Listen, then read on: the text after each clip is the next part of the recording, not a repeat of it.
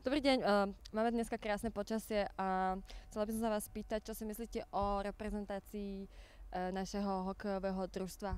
Myslím si, že sme zažili už aj lepšie roky. Myslím si, že je to teraz veľmi zlé, pretože nám chýbajú noví Gáborikovia alebo Hosovia, prípadne noví Jaroslav Halákovia a myslím, že to bude veľmi zle, ako doplníme tento rok. Verím, že postupíme aspoň zo skupiny, ale obávam sa, že budeme u nás na Slovensku dôstojne sa rozlučovať s elitnou A kategóriou a postupíme nižšie.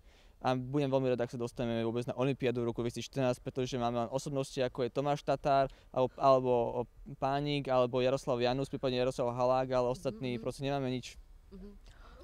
To bolo... to bolo super. Tak držíme palce, nech sa teda darí a dúfam, že budete spokojní. No, dúfam aj ja, ale som veľmi pesimistický. Nevadí. Díky.